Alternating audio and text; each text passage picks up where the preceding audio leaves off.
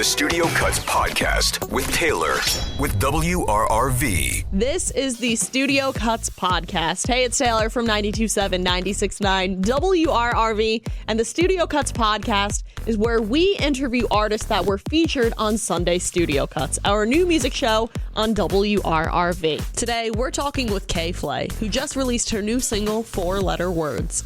Where are you at right now? I am in my studio in Los Angeles right now. What are COVID restrictions like over there? Are they still in place? Are they being lifted?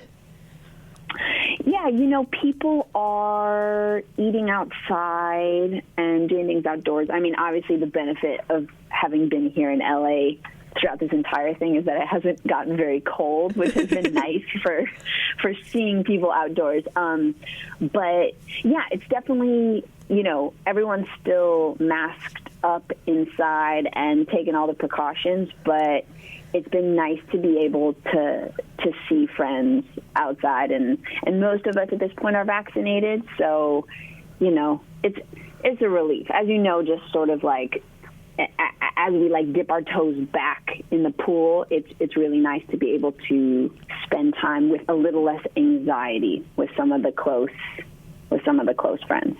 That's great to hear. I think for a lot of people, it's just a relieving feeling to get a little bit of normalcy back. Oh my God. And the other part of this, I think, is we are all sort of in need of re-socialization. just like how to interact and spend time with people. It's kind of nice in a way that we have to take it slow and we have to be in smaller groups, because I think there is that kind of acclimation period we are all in right now. All right, I'm going to hit you with a little bit of a pop quiz question. Don't feel like you have to answer this. A couple years back, you played for WRRV sessions at Newburgh Brewing Company. Do you remember anything about the area? Oh, of course. Yeah. I remember, we drove up from New York, and we had a beautiful drive, and it was actually my first time in the area. I had lived in Brooklyn for several years, but I had never been to the Hudson Valley, and I was really astounded by the foliage and just sort of the lushness of the environment. It was super beautiful, and I remember it really well. I'm honestly impressed that you do. You know what? I have a crazy memory. I remember, I don't want to say everything because then someone comes at me with an obscure thing that I have forgotten. But for the most part, barring it occurring at 3 a.m. in Stockholm, I pretty much remember everything. It's impressive. You've gotten really into streaming on Twitch. Is this something you've always wanted to do, or did you really just get into it because of the pandemic? Well, really because of the pandemic, my manager had begun to have some conversations with them, about this as a possibility. And I think, I'm pretty technologically minded. I love a lot of the nitty-gritty of setting things up in terms of the live show and audio engineering and production, and so that's very much my focus in certain ways, and Twitch is sort of a perfect platform if you're interested in that, because it's quite, I have to say, I think I underestimated what a technical undertaking it would be to record music and produce music live on Twitch, through all this different stuff. But it's been awesome. I was really missing that kind of intimate interaction with an audience and with fans, and this has been, it's certainly different from playing shows, but it's been a really beautiful experiment and a really beautiful and different way to connect with people, because it's a lot of time. I think what's kind of curious to me is that on Twitch, the longer you stream, the more engaged people are, which is kind of the opposite of many other platforms where it's like, it's on Instagram, so it's got to be like under 10 seconds, otherwise everyone's bored. And this is very much the opposite, which I think is quite in line with my personality in many ways. Like, I love long conversations, and I love going on tangents, and I love exploring things. So it's been a really good fit. You've teamed up with a ton of artists recently on songs like Grandson, Ex-Ambassadors, Tom Morello, and Arkells. What was it like working with all of them? It's really easy, actually.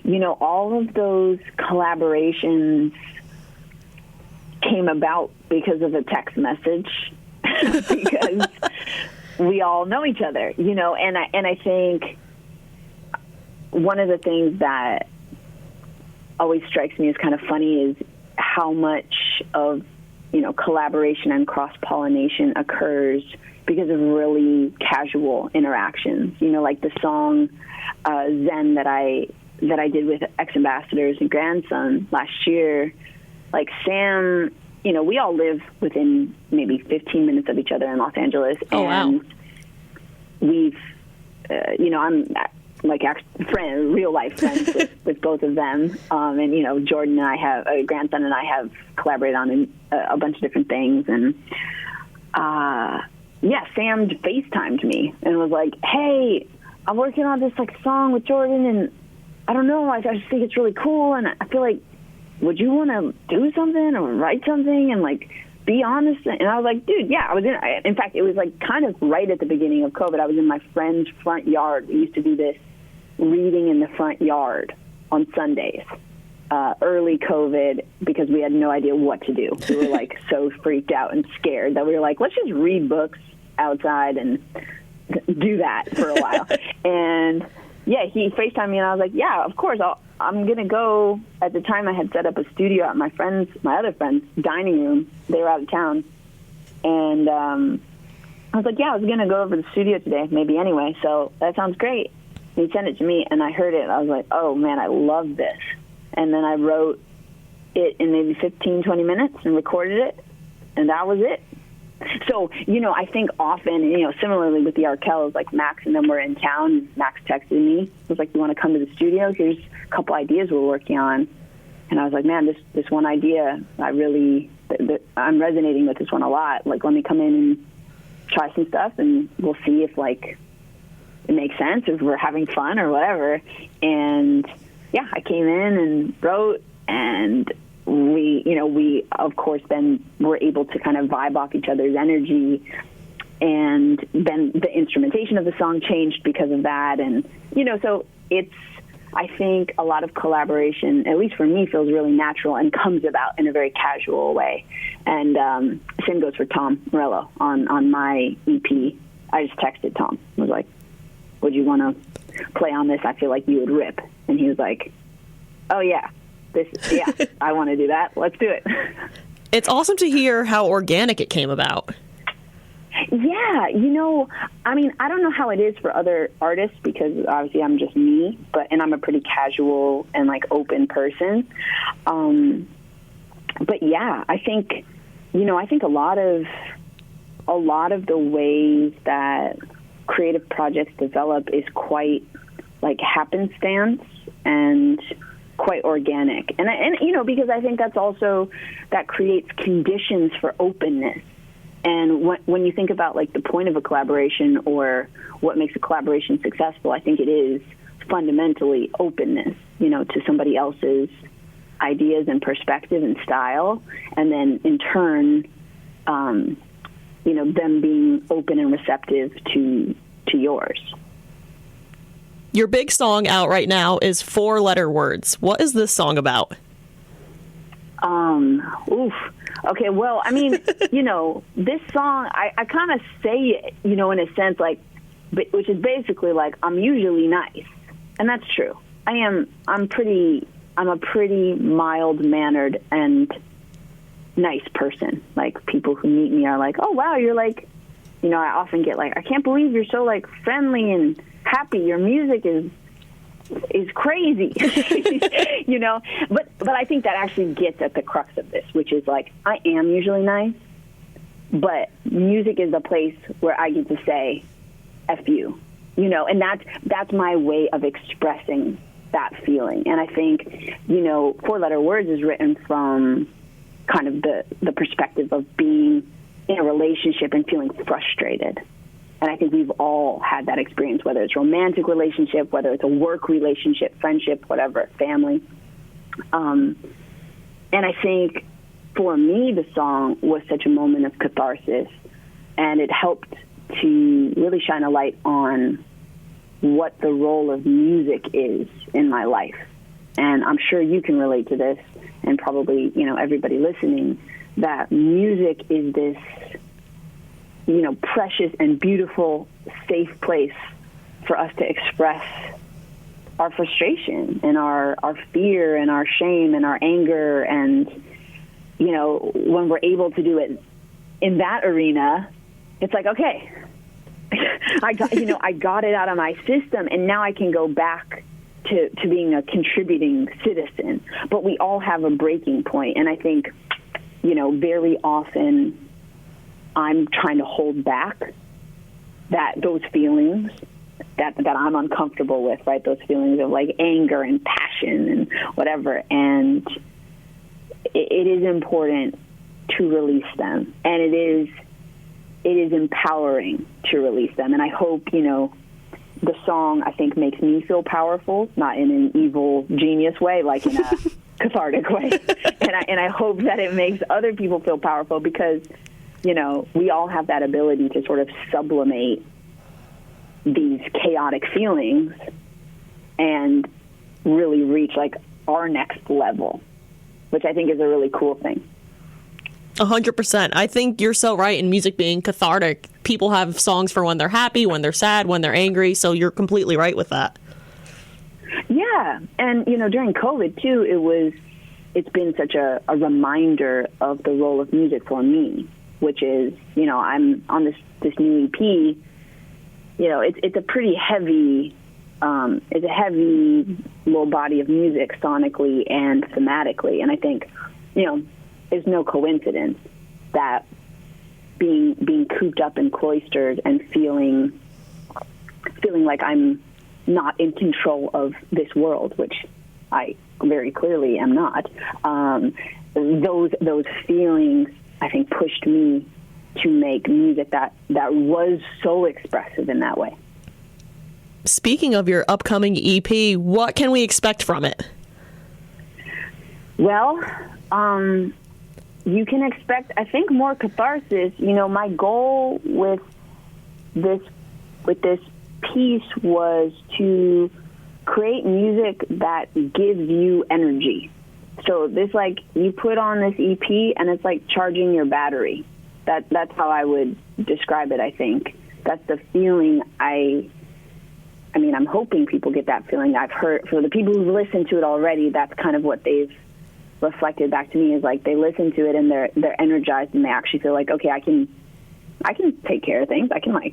I mean, you know, I got this. Like, I'm strong, I'm powerful. And that, you know, I think a lot of us are in need of that right now. I know I am. And that's the main thing I think people can expect. But yeah, I've got 2 collaborations, one with Tom Morello, as you mentioned before, and another with Travis Barker, who I was just saying is the busiest man in rock and roll. And he smashed it. And again, like, you know, both Tom and Travis are known, I think, in many ways for their energy and what they, you know, they create this kinetic energy in their music. And it was very inspiring to work with them and feel that. Are there any plans to tour this year? Are you part of any festival lineups? So we've got some dates on the books. I'll be out for a little bit this summer. And again, not everything's announced quite yet. But yes, I'm out this summer. I'm opening up some shows for Louis the Child, who's a group that I love and I've collaborated with also on a few different things. I am playing Riot Fest this fall and a couple other festivals. But the main thing I'm gearing up for is a headline run top of next year. And yeah, just, preparing. So I'm like Rocky. I'm like running upstairs and stuff like that. I'm like, it's actually funny. My friend is an amazing yoga instructor, and she's training me to like have crazy strength. So I'm ready to get out there. I'm ready for it. My last question for you, if someone were to come to your city, what is the one thing they have to do? Oh, my Lord. Okay, so someone came to Los Angeles. What is the one thing they have to do? I mean, on some level, I would say, and this is sort of a California answer, I would say dip your toes in the Pacific Ocean. I think it's very powerful to stand on the edge of a continent, And yeah, that's awesome. Like, whoa, this is the edge. Like, the next thing is Asia. And and it's so far away. And I think having that sense of perspective as a human is very humbling and important, and not in a way where you need to be like fatalistic and hopeless, but in a way where you can feel very connected to your small but important role on this planet Earth before we apparently colonize Mars. So I don't know, maybe I'll have different advice once Elon Musk's plans have all come to fruition. But yeah, I would say dip your toes in the Pacific. I gotta say, I asked that question to everyone on the Studio Cuts podcast, and that might be my favorite answer so far. Oh, that's awesome. And you know what's funny, too? I'm not really, an ocean beach person. I live pretty far. I mean, I live on kind of the other side of L.A., so it's, it's like 45 minutes or an hour for me to get to the beach. So I don't go there a ton, but I can very clearly sort of, imagine the feeling of what it's like every time I do, and just knowing, I'm at the edge. I cannot go further. Well, thank you so much for hanging out with me and the Studio Cuts podcast. Oh my gosh, I appreciate it. Thank you for chatting, and yeah, really, really looking forward to being back out there, and hope to see all of you soon. Make sure to check out 4 Letter Words by K.Flay, and watch out for when her new EP, Inside Voices, drops. And don't forget to catch Sunday Studio Cuts, a new music show featuring all of the up-and-coming alternative music, hosted by me every Sunday at 10 p.m. on 92.7, 96.9 WRRV. Join us next week as we interview another up-and-coming alternative artist on the Studio Cuts podcast.